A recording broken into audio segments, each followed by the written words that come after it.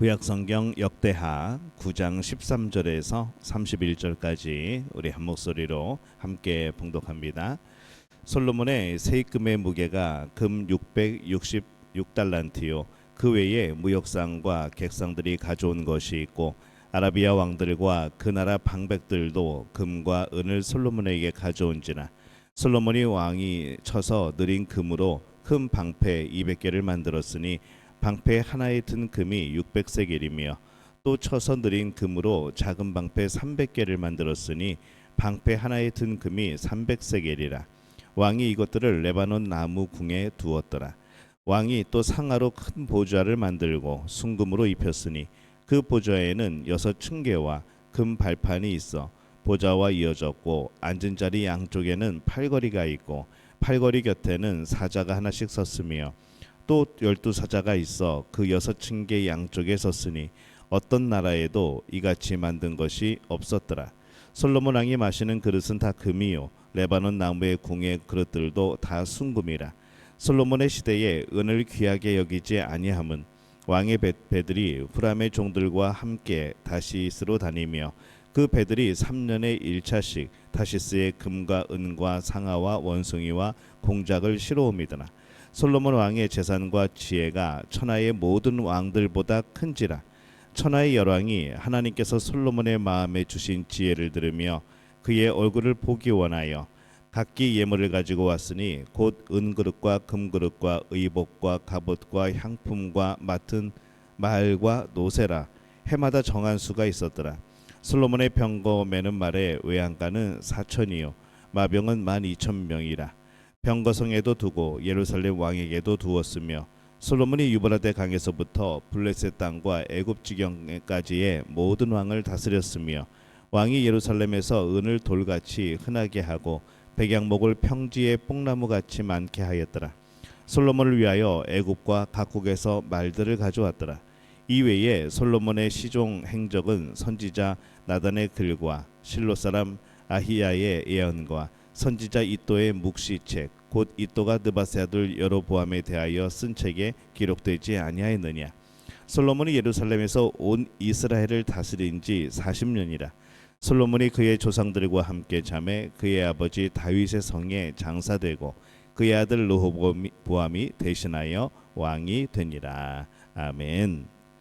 할렐루야. 하나님의 은혜가 오늘 새벽에 하루의 첫 시간을 주 앞에 드리는 우리 믿음의 가족들에게 함께 하시기를 예수님의 이름으로 축원합니다. 오늘 말씀은 이 솔로몬의 후반부 인생을 아주 짧게 기록을 합니다. 솔로몬은 많은 영광을 누렸죠. 솔로몬의 세입금의 무게가 금 660달란트였습니다. 세금으로 받은 금을 오늘날 가치로 따지면은 뭐 이거는 정말 어마어마한 그런 아마 가치가 될 겁니다. 그의 상아로 만든 보좌는 거대한 규모였고 뭐 대부분의 그릇들을 금그릇으로 사용하였고 뭐 은은 너무 흔해서 제대로 취급받지 못하는 그런 부요함이었죠. 영광을 누리는 삶을 사는 사람이 이 솔로몬입니다. 그의 부는 성전 건축에서 시작이 됩니다. 그가 누린 영광은 이 성전 건축의 연장선상에 있는 거죠. 성전 건축의 영광이 확장되어서 그가 많은 또 그 나라에 많은 복을 하나님이 주신 겁니다. 여기에서 우리가 기억해야 될 것은 이 영광의 핵심은 그가 누린 부가 어느 정도인가, 그가 누렸던 그것이 가지고 있던 것이 얼마만큼의 가치인가, 뭐 이런 것이 아니라 바로 여기서 가장 중심이 되고 영광의 핵심은 하나님의 성전입니다. 그가 누린 부귀영화는 성전에 임한 영광의 확장판인 것이죠. 오늘날에 우리가 성전의 영광을 알고 있는가? 세상의 영광이 있고 없고는 사실 그렇게 중요한 문제가 아닙니다. 항상 가장 우리의 중심의 핵심이 중요합니다. 우리가 성전을 사랑하고 있고 그 성전의 영광이 우리 안에 있는가, 이것이 참 우리에게는 중요한 겁니다. 그것만 있으면 다른 영광은 지극히 작은 부분이죠. 그러니 혹 우리에게 솔로몬이 누리는 영광이 없다 하여도 낙심할 필요가 없습니다. 가장 중요한 것은 성전의 영광입니다. 나에게 솔로몬이 누리는 그런 영광이 있는가? 근데 그것보다 더 중요한 것은 핵심이죠. 우리의 중심이 어떤 영광 안에 거하고 있는가? 그냥 하나님을 향한 그런 마음과 중심은 없이 그냥 내 삶이 세상에서의 삶이 그냥 영광스럽기만을 바라고 있지는 않은가? 오늘 우리가 우리 자신을 한번 돌이켜 볼 필요가 있습니다. 내 안에 솔로몬이 사랑하고 건축하였던 그 성전에 대한 사랑과 열심과 영광이 나에게 있는가? 오늘 우리가 한번 돌아봐야 될 그런 부분입니다. 그리고 그러한 것이 또 있다면 우리가 이후에 세상적인 영광을 누리는 것은 당연한 것이죠. 그것이 뭐 솔로몬의 영광만 못하겠습니까? 천국에는 솔로몬의 그런 세상 영광과 비교할 수 없는 그런 영광이 있습니다. 우리가 누리게 될 영광이죠. 오늘 말씀에는 이 솔로몬의 죽음까지 기록을 합니다. 그런데 이 솔로몬의 타락과 그의 잘못은 전혀 언급하지 않고 그의 죽음을 말함으로써 마치고 있습니다. 열왕기상에는 이 솔로몬의 타락에 대해서 많이 말씀을 하죠. 그러나 이 역대상하는 다시 쓰는 역사, 거룩한 역사입니다. 그래서 솔로몬의 잘못은 기록하지 않고 그가 잘한 것만 기록을 하고 있습니다. 솔로몬의 인생에서 의미 있는 역사를 중심으로 말하면서 무엇을 중심으로 계속 강조를 하고 있는가? 바로 이 성전 건축이라는 거죠. 성전 건축과 그로 말미암은 영광의 확장.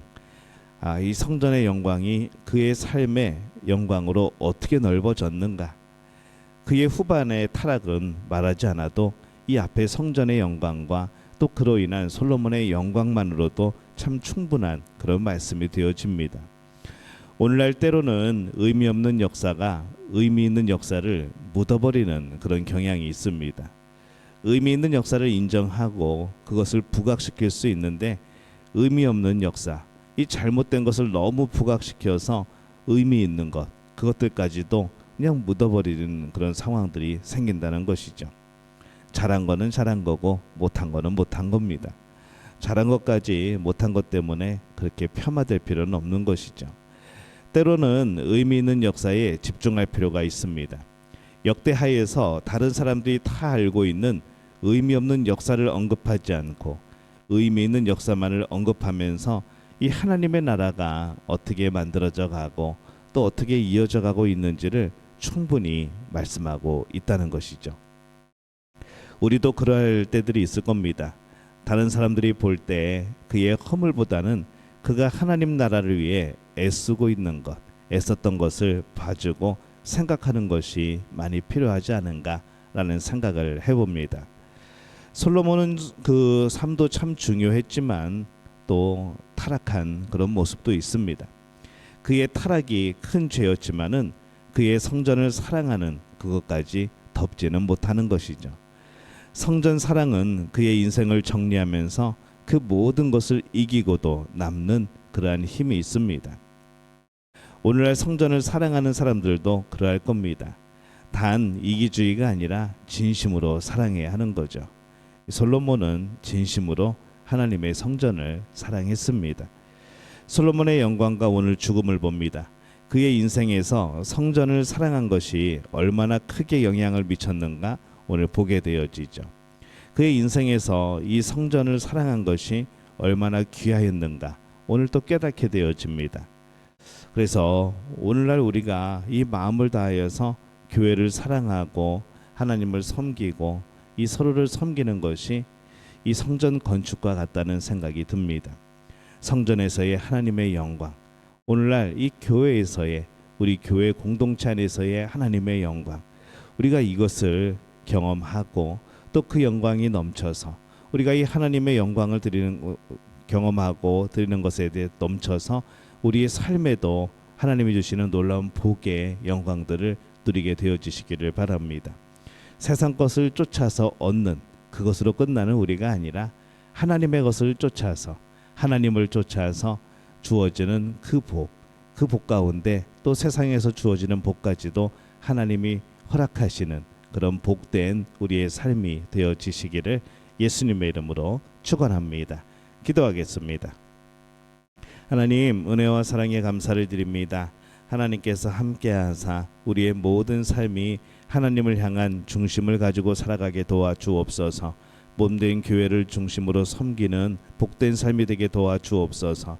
그리하여서 하나님의 영광을 경험하게 될 때에 그 영광이 차고 넘쳐 우리의 삶에서도 그 영광이 확장이 되어지는 놀라운 역사 이루어 주옵소서. 예수님의 이름으로 기도합니다. 아멘.